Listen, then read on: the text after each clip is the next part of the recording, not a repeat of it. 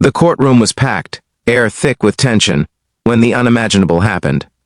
The millionaire on trial, Adrian Hale, a man feared by rivals and envied by partners, turned his head at the sound of hurried footsteps. His high-paid lawyer, the man the public called the courtroom shark, gathered his files with shaking hands and bolted out through the side door. Gasps erupted like thunder. Reporters lunged forward. The judge slammed his gavel, and in that frozen moment Adrian's entire future collapsed. No lawyer, no defense, no hope. He was seconds away from losing everything: his company, his freedom, his name. And the last person in the world anyone expected to move was the quiet, invisible janitor sweeping the floors in the back of the room. But he stepped forward. Before the story continues, if you believe in kindness, second chances, and the unexpected heroes among us, make sure you like, comment, share, and subscribe to the channel. It truly helps these stories reach more hearts. The janitor's name was Ethan Ward, a single father, worn thin by life yet holding himself together, for the sake of his little girl, Lily. He was the kind of man people walked past without noticing, the kind who carried exhaustion in his shoulders but warmth in his eyes. He worked nights, cleaned bathrooms, emptied trash cans, and mopped floors in places where people barely acknowledged him. But today, he stood in a courtroom where he wasn't meant to speak, wasn't meant to matter, wasn't meant to be anything more than the quiet figure in the background. Yet something inside him stirred when he saw Adrian left defenseless and broken in front of the world. Ethan didn't know Adrian personally. Like everyone else, he had heard the rumors: corruption, greed, money laundering, a millionaire caught in his own web. But he had also seen something others didn't. Every morning, before the trial started, while he wiped down the benches and straightened chairs, he watched Adrian sit there alone, staring down at his hands like a man quietly drowning.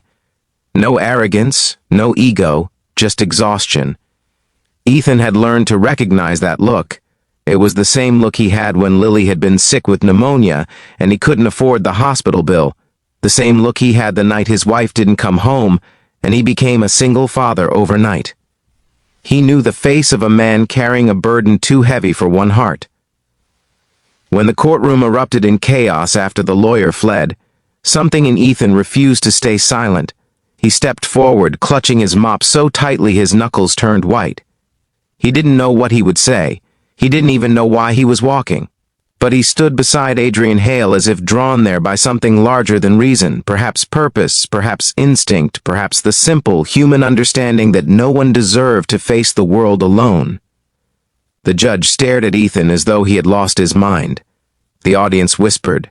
The cameras zoomed in, but Ethan didn't flinch. For years he had been stepped on, ignored, dismissed. For once, he wasn't going to step back. And with a trembling voice, he announced that he would represent Adrian Hale. The courtroom burst into laughter. Reporters nearly dropped their microphones. The prosecutor smirked. But Ethan, though visibly shaking, did not step away. He requested a recess. He asked for 5 minutes, and perhaps out of shock or pity or sheer curiosity, the judge granted it. During that short break, everything seemed to move in a blur. Adrian stared at Ethan in disbelief, unable to understand why a stranger, a janitor of all people, would risk humiliation to stand beside him. Ethan didn't offer false promises. He simply said that everyone deserved someone to believe in them once, even if the world refused to. His words, raw and unpolished, broke something open inside Adrian. For years he had been surrounded by people who wanted something from him: investors, board members, greedy lawyers. But here was a man who had nothing to gain, who gained absolutely nothing by stepping forward. And yet he did. Ethan wasn't a lawyer. He had once studied law years ago before life tore his dreams apart, before he became a father too young and too alone, before bills, grief, and survival swallowed him whole. He never finished his degree. He never passed the bar. His life had drifted far from courtrooms and textbooks. But the passion, that fire for justice, for truth, for standing up for the broken, still lived inside him, buried under years of hardship. And now it flickered to life again. When the trial resumed, the judge made it clear that Ethan was not a certified attorney, but Adrian, for the first time, raised his voice. He insisted on speaking for himself, with Ethan by his side. The court, pressured by the media storm already brewing, reluctantly allowed it. And so the strangest trial in the city's history continued. Ethan didn't know legal jargon. He didn't have polished arguments. But he had something far more powerful: heart. He spoke not as a lawyer, but as a father, a worker, a man who understood loss and struggle. He asked questions that no one had bothered to ask. He pointed out details the original lawyer had ignored. He humanized Adrian in a way that no expensive legal team could. He told the story of a man who had spent years building a company not out of greed, but to create jobs after his town suffered a devastating economic collapse. He shared evidence that the former lawyer had quietly hidden, proof that the accusations had been orchestrated by Adrian's own business partner, who wanted to take control of the empire they had built together. The courtroom atmosphere slowly shifted. People leaned in. Journalists scribbled furiously. The prosecutor, who had been confident earlier, grew uneasy.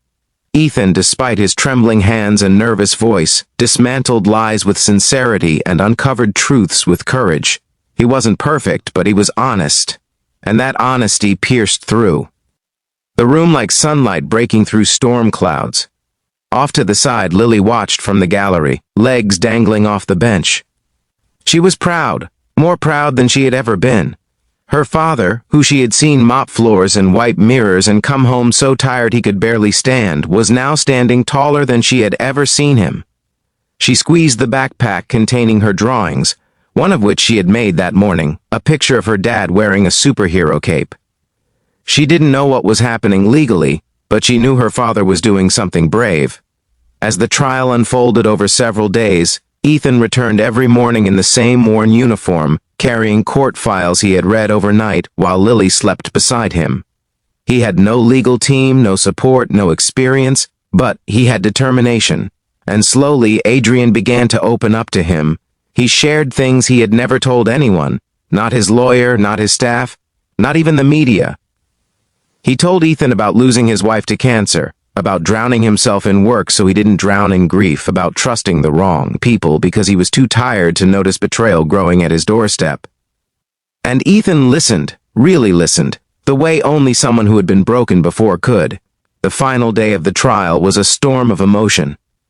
The truth about Adrian's business partner came out. Financial documents, emails, all orchestrated to frame Adrian and seize control. The prosecutor, realizing the case was crumbling, attempted to salvage what he could, but the damage was done.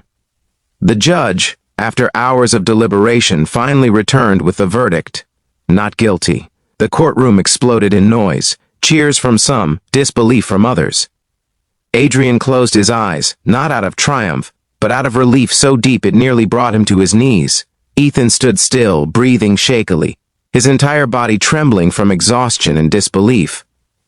Lily raced across the aisle and hugged her father's waist as tightly as her small arms could. But the story didn't end there. What happened next was something no one, absolutely no one, could have predicted. Adrian, the millionaire everyone thought was unapproachable, dropped to one knee in front of Lily, tears streaming down his face. He thanked her for lending him her father, thanked Ethan for saving not just his company, but his hope, his dignity, his life. And then he made an offer, not out of pity, but out of respect. He offered Ethan a full scholarship to finish law school. He offered him a salaried position at his company while studying. He offered him a future beyond the mop bucket and the trash cans. Ethan, overwhelmed, didn't know what to say. But Lily, smiling with missing baby teeth, whispered that he should take it because he deserved to chase his dream again. In the weeks that followed, everything changed. Ethan enrolled in classes. Adrian rebuilt his company with newfound clarity and humility. Lily had a stable home for the first time in years, and despite their different worlds, one a billionaire boardroom, the other a humble apartment, they became a family of sorts, bound by an event that none of them would ever forget. As you reach this point of the story, if it touched your heart or made you believe in courage, hope, and unexpected heroes, please like, comment, share, and subscribe to support the channel. Your engagement truly helps keep these emotional stories alive.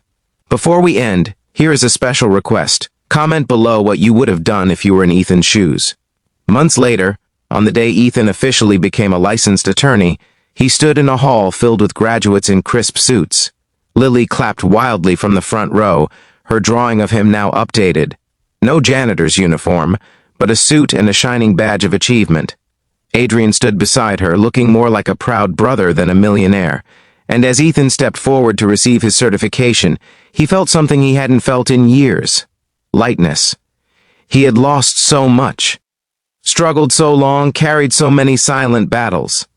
But in the end, the world had given him a chance, and he had taken it, not for fame or glory, but for the sake of his daughter, for the sake of the good he wanted to bring into the world. He realized then that sometimes heroes don't arrive wearing capes or standing in the spotlight. Sometimes they come with tired eyes and calloused hands, sweeping floors in the background of someone else's story. And sometimes, all it takes to change a life is for that quiet person to step forward, even when the world laughs, even when fear trembles inside them. Ethan Ward had stepped forward, and because he did, lives changed. His, Adrian's, Lily's, and now perhaps the hearts of everyone who heard this story. Thank you for watching.